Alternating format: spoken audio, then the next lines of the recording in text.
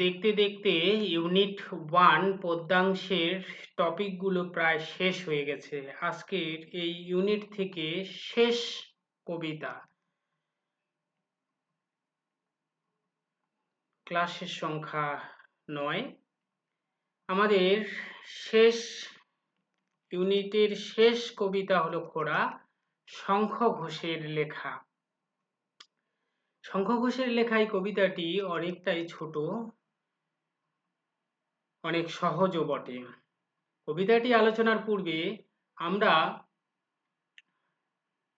কবিতাটির পাঠ নির্বাচনের উদ্দেশ্য এবং কবি পরিচিতি সম্পর্কে আগে আলোচনা করে নিই। এখানে খোড়া বলতে একটি প্রাকৃতিক বিপর্যয়ের কথা বলা হচ্ছে। অনাবৃষ্টির ফলে যে প্রাকৃতিক বিপর্যয় সৃষ্টি হয় তাকেই খোড়া বলে। কিন্তু তার পাশাপাশি আমি একটু হিংস দিয়ে রাখি, এখানে খোড়া বলতে মনুষ্যত্বের অভাব জনিত বিপর্যয়কে মনুষ্যত্বের অভাবজনিত বিপর্যয়কেও খরা বলা হয়েছে। অভাবজনিত বিপর্যয়কে এখানে খরা বলা হয়েছে। বাকি বিষয়টি আমরা মূল পাঠে আলোচনার খাতিরে এগুলি বিস্তারিত আলোচনা করব। এখন পাঠ নির্বাচনের উদ্দেশ্যটুকু আমরা জেনে নিই। সম্প্রতিকালে কবিদের মধ্যে শঙ্খ ঘোষ একজন অগ্রগণ্য কবি। হ্যাঁ, অবশ্যই কবি শঙ্খ ঘোষ বাংলা সাহিত্যে, বিশেষ করে আধুনিক বাংলা সাহিত্যে একজন প্রতিনিধি স্থানীয় কবি। তিনি একজন স্বতন্ত্র, মানে বাংলা কাব্য সাহিত্যে তিনি একজন স্বতন্ত্র ভাব এবং ভাষার প্রবর্তকও বটে। অন্যদিকে আবার বলা যায় তিনি শুধু কবি নন, তিনি প্রাবন্ধিকও, সমালোচকও এবং রবীন্দ্র বিশেষজ্ঞও বটে। ওকে, বর্তমান সভ্যতার নানা সমস্যা তার কবিতার বিষয়বস্তু। অবশ্যই বর্তমান সমস্যা সম্পর্কে তিনি কবিতার মাধ্যমে জ্বলে উঠেন। যেরকম মুখ ঢেকে যায় বিজ্ঞাপনে, চারিদিকে বিজ্ঞাপনের বহর দেখে তিনি এই কাব্য লিখেছেন। এছাড়াও বিভিন্ন ধরনের অন্যায় অত্যাচারের বিরুদ্ধেও সহজেই তিনি লেখনী ধরেন। তার লেখার সঙ্গে পরিচিত হওয়ার জন্য কবিতাটি পাঠ্যক্রমে অন্তর্ভুক্ত করা হয়েছে। অর্থাৎ তার কবিতায় বারবার যে সমকালীন রাজনৈতিক প্রেক্ষাপট কিংবা স্বার্থ সর্বস্ব রাজনীতি, অর্থনৈতিক বৈষম্য কিংবা মনুষ্যত্বহীনতা প্রকাশিত হয়, সেই সব দৃষ্টিকোণ বা বিষয়গুলোর সঙ্গে পরিচয় করিয়ে দেওয়ার জন্যই শঙ্খ ঘোষের এই খোড়া কবিতাটি পাঠ্যে অন্তর্ভুক্ত করা হয়েছে। বেশ, আশা করি বিষয়টি ক্লিয়ার হয়েছে। কবি পরিচিতি জেনে নেই। শঙ্খ ঘোষের জন্ম হয় 1932 সালে ত্রিপুরা জেলার চাঁদপুরে তার মামার বাড়িতে। মার নাম অমলা বালা ঘোষ, পিতা ছিলেন মনীন্দ্র কুমার ঘোষ। মনে রাখতে হবে তিনি কুন্তক ছদ্মনামে সাহিত্য চর্চা করতেন। কুন্তক ছদ্মনামে। তার আদি নিবাস বরিশাল জেলার বানারীপাড়াতে। পাবনা জেলার পাকশি চন্দ্রপ্রভা বিদ্যাপীঠে ম্যাট্রিকুলেশন পাশ করার পরে তিনি কলকাতার প্রেসিডেন্সি থেকে আইএ এবং কলকাতা বিশ্ববিদ্যালয় থেকে এমএ পাশ করেন। অধ্যাপনার জীবনও দীর্ঘ। তিনি ক্রমান্বয়ে Bangabasi college, Jangipur college, Baharampur girls college, city college, Jadavpur বিশ্ববিদ্যালয়ে তিনি অধ্যাপনা করেছিলেন। শান্তিনিকেতনের রবীন্দ্র ভবনের অধ্যাপকও ছিলেন। এছাড়াও স্বদেশে বিদেশে বহু বিশ্ববিদ্যালয়ে তিনি আমন্ত্রিত অধ্যাপক হিসাবেও কাজ করেছেন। তার প্রথম কাব্যগ্রন্থ দিনগুলি রাতগুলি, এইটি প্রশ্ন সাধারণত পরীক্ষায় আসে যে তার প্রথম কাব্যগ্রন্থের নাম কি? দিনগুলি রাতগুলি।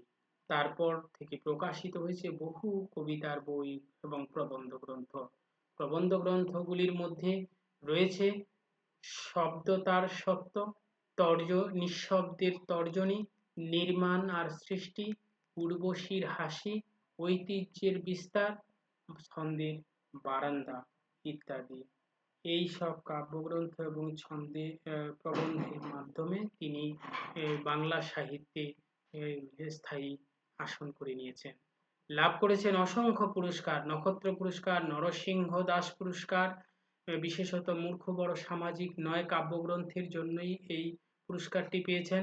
রবীন্দ্র পুরস্কার, ট্যাগর রিসার্চ ইনস্টিটিউট থেকে রবীন্দ্র তত্ত্বাচার্য উপাধিও পেয়েছেন তিনি। দেশিকোত্তম পুরস্কারও 2016 সালে জ্ঞানপীঠ পুরস্কারেও তিনি সম্মানিত হন। পাঠ্য কবিতাটি মূর্খ বড় সামাজিক নয় কাব্যগ্রন্থের অন্তর্গত, অর্থাৎ আমাদের আলোচিত খোড়া কবিতাটি মূর্খ বড় সামাজিক নয় কাব্যগ্রন্থ থেকে নেওয়া হয়েছে। এই আধুনিক ব্যতিক্রমী কবি 2021 সালে মারা যান।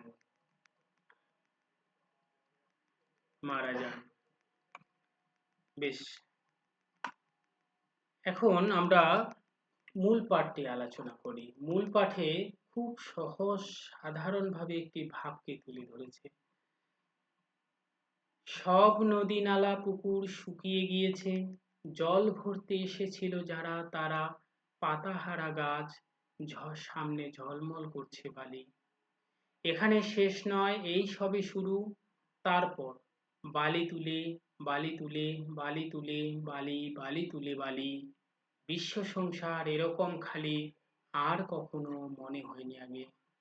খুব সাদামাটা ভাবে কবি বলতে চেয়েছেন যে সব নদী নালা পুকুর শুকিয়ে গিয়েছে, যারা জল ভরতে এসেছিল তারা সেখানে পাতাহারা গাছ আর ঝলমল করা বালি দেখেছে। কবি ভেবেছে এইখানে শেষ নয়, এইখানে শুধু শুরু হয়েছে। তারপর ঝলমল করা বালিগুলোকে তুলতে তুলতে একদিন বিশ্ব সংসারকে খালি করে দিয়েছে। এই রকম বিশ্ব সংসার খালি করা কবি আগে মনে হয়নি। এটা সহজ, কিন্তু তার পরিপ্রেক্ষিতে কবি অন্য কিছু বলতে চেয়েছে। তোমরা হয়তো জানো যে কবি কবিতায় যা বলে তা বলে না, যা বলে না তাই বলে, অর্থাৎ যা হিংস দেয় সেটাই কবিতার মূল অর্থ হয়ে দাঁড়ায়। ঠিক একইভাবে এখানেও খোড়া বলতে আমি শুরুতেই বলেছি, খোড়া বলতে শুধু অনাবৃষ্টির বিপর্যয়কে বলা হয় না। অনাবৃষ্টির বিপর্যয় বা প্রাকৃতিক বিপর্যয়কে বলা হয়নি। এখানে বলা হয়েছে মনুষ্যত্বের বা মানবিকতার অভাবজনিত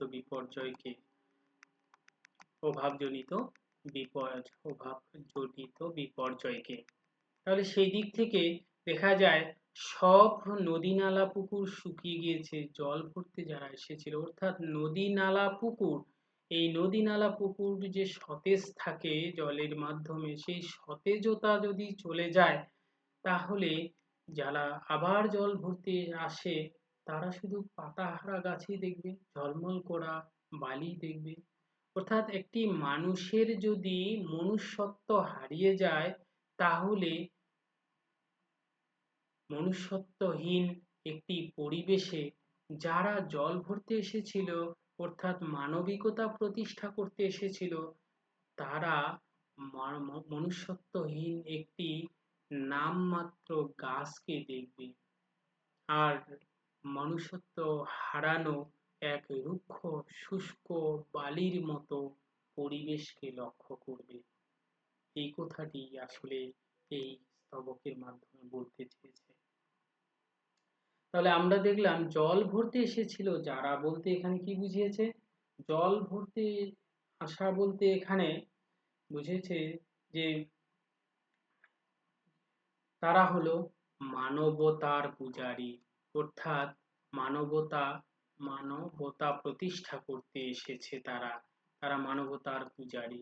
কিন্তু তারা মানবতা প্রতিষ্ঠা করতে এসে দেখে অলরেডি সেখানে মনুষ্যত্ব শুকিয়ে গিয়েছে, সেখানে শুধু পাতাহারা গাছের মতো এক মানুষ পড়ে রয়েছে এবং মনুষ্যত্ব হারিয়ে যেন বালির মতো রুক্ষ সূক্ষ্ম হয়ে উঠেছে।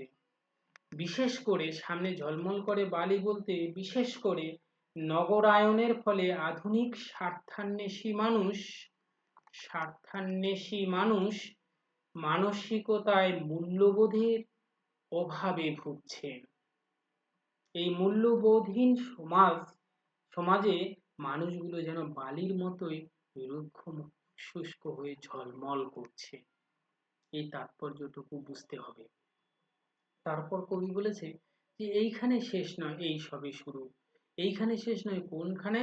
যেখানে মনুষ্যত্ব হারিয়ে গেছে, রুক্ষ সূক্ষ্ম হয়ে খালি ঝলমল করা বালির মতো মনুষ্যত্ব পড়ে আছে, এইখানে শেষ নয়, এইখানে শুধু শুরু হয়েছে। অর্থাৎ এর মাধ্যমে কবি বলতে চেয়েছে মানুষের অবনতি এখানে শুধু শুরু হয়েছে, এখানে শেষ হয়নি। এক কথায় যে মানবিক গুণগুলো ধীরে ধীরে নষ্ট হয়ে যাওয়ায় একটি রুক্ষ শুষ্ক মানবতাহীন সমাজের সূচনা হয়েছে। মানবতাহীন সমাজের সূচনা হচ্ছে বা হয়ে শুরু হচ্ছে। এই রকম পরিস্থিতিতে কবি দেখে মনে হয়েছে যে এইখানে শেষ নয়, এইখানে শুরু। তারপরে খুবই ইম্পর্টেন্ট লাইন, বারে বারে শব্দটি উচ্চারণ করেছে, বালি তুলে বালি তুলে বালি তুলে বালি বালি তুলে বালি। বালি তুলে উল্লেখ করেছে একবার, দুইবার, তিনবার, চারবার উল্লেখ করেছে। কেন এতবার এগুলোকে রিপিট করেছে কবিতার মধ্যে? আসলে এর মাধ্যমে ভয়াবহতাকে তুলে ধরার চেষ্টা করেছে। বলতে চেয়েছে যে নদী নালা পুকুরের জলের যে প্রকৃতি সতেজ ছিল তা আর দেখা যাচ্ছে না বলে সেখানে শুধু ঝলমল করা বালিগুলো দেখছে।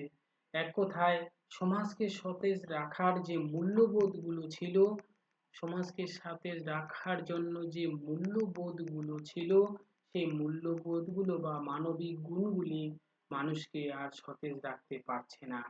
হ্যাঁ, ধীরে ধীরে সেগুলো ক্ষয়ে যাচ্ছে, শুষ্ক হয়ে যাচ্ছে। শুষ্ক হওয়া বালির মতো শুষ্ক হওয়া মানবিকতার গুণগুলো বা মূল্যবোধগুলোও যেন ধীরে ধীরে নষ্ট হয়ে যাচ্ছে।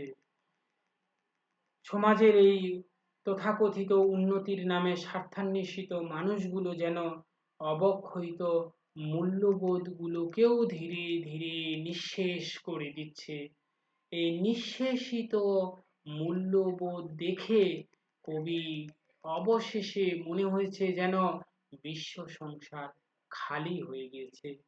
এই বিশ্ব সংসার খালি বলতে তিনি বলতে চেয়েছেন যে খরার মতো যে মনুষ্যত্বহীন পরিবেশটা তৈরি হয়েছে, সেই পরিবেশে মূল্যবোধগুলো রুক্ষ সূক্ষ্ম হয়ে যতটুকুই বেঁচে ছিল সেটুকুই তুলতে তুলতে এক সময় ধ্বংস করে দেওয়া হয়েছে। ধ্বংস করে জগৎ সংসারকে যেন এই মূল্যবোধহীন সংসারে পরিণত করে দিয়েছে। এক স্বার্থান্বেষী, স্বার্থপর, মূল্যবোধহীন, অসামাজিক পরিবেশ সৃষ্টি হয়েছে, যা কবি আগে কখনো দেখেনি, আগে কখনো এরকমটা তার মনে হয়নি। আসলে এই মনুষ্যত্বহীন, মানবিক গুণহীন, রুক্ষ সূক্ষ্ম এক অবক্ষয়িত পরিবেশের কথাই এই কবিতার মাধ্যমে তুলে ধরেছে।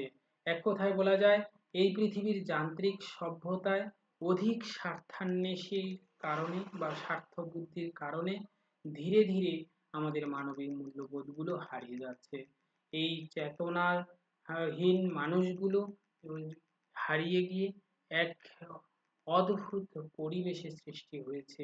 এই অদ্ভুত পরিবেশকে এখানে কবি উল্লেখ করার চেষ্টা করেছে। আসলে কবি প্রাকৃতিক দুর্যোগের আড়ালে মানব সমাজের চরম এক অভাবজনিত বিপর্যয়ের দিকটিকে উল্লেখ করেছেন। এইভাবে কবিতাটি ছোট হলেও তাৎপর্যপূর্ণ হয়ে উঠেছে। আশা করি কবিতার বাহ্যিক এবং তাৎপর্যপূর্ণ অর্থটি তোমাদের ক্লিয়ার হয়েছে। পাঠবোধ অংশে সেই তাৎপর্যপূর্ণ অর্থটিকেই উল্লেখ করা হয়েছে। বর্তমানে ক্লেদাক্ত সভ্যতায় শুভ রাষ্ট্র কোথাও নেই, অর্থাৎ ভালো রাষ্ট্র কোথাও নেই। স্ফীত জনসংখ্যার দেশে আশ্চর্যজনকভাবে মানুষ হারিয়ে যাচ্ছে। যা কিছু মানবিক বোধের পরিচায়ক সেই গুণগুলো আয়ত্ত করতে ছাত্রছাত্রীদের উৎসাহিত করতে হবে। অর্থাৎ মানবিক বোধগুলোকে, যেহেতু মনুষ্যত্ব হারিয়ে যাচ্ছে ধীরে ধীরে, সেই মনুষ্যত্বের গুণগুলোকেই আয়ত্ত করতে শেখাতে হবে ছাত্রছাত্রীগুলোকে। মনুষ্যত্ব বলতে বোঝানো হয় মানুষের অভ্যন্তরে থাকা বিভিন্ন ধরনের নৈতিক গুণ, যেমন দয়া, মায়া, স্নেহ, ভালোবাসা, সহানুভূতি, পরস্পরের সহযোগিতা, এইসব গুণাবলীগুলো ধীরে ধীরে বাড়াতে হবে এবং ছাত্রছাত্রীদেরকে পরিচিত করাতে হবে, যাতে সেই মানবিকতার গুণগুলো আবার সমাজে ফিরে আসে। এইভাবে কবিতাটি শেষ হয়েছে। আশা করি তোমরা প্রত্যেকটি প্রশ্নের উত্তরই দিতে পারবে। প্রশ্ন খুবই সহজ রয়েছে এখানে। আমি অলরেডি আলোচনা করেছি কবিতার আলোচনার পরিপ্রেক্ষিতে। এখানে খুবই গুরুত্বপূর্ণ রয়েছে খরা কবিতাটির মর্মার্থ, অর্থাৎ তাৎপর্যপূর্ণ অর্থটি এখানে লিখতে হবে। প্রশ্নগুলো যদি বুঝতে কোথাও অসুবিধা হয়, নেক্সট আরেকটি ভিডিওতে শুধু প্রশ্ন এবং সপ্রসঙ্গ ব্যাখ্যাগুলি নিয়ে আলোচনা করা যাবে। আশা করি এই ভিডিওর মাধ্যমে ইউনিট 1 অংশটি শেষ হলো এবং 25 মার্ক এই 8টি টপিক থেকে আসবে। আমি একটি ভিডিওতে প্রশ্নপত্র কেমন হবে সে সম্পর্কে আলোচনা করেছি, আর একটি প্রথম ভিডিওতে সেখানে কোন ইউনিটে কত মার্কস এবং কি কি বিষয় রয়েছে সেগুলো আলোচনা করেছি। তোমরা যদি না দেখে থাকো তাহলে অবশ্যই সেই ভিডিওগুলো দেখবে। ধন্যবাদ সবাইকে, এবং ভালো লাগলে লাইক, কমেন্ট, শেয়ার করবে এবং পরামর্শের জন্য অবশ্যই কমেন্টে পরামর্শ দেবে এবং চ্যানেলটিকে সাবস্ক্রাইব করে রাখবে। ধন্যবাদ সবাইকে।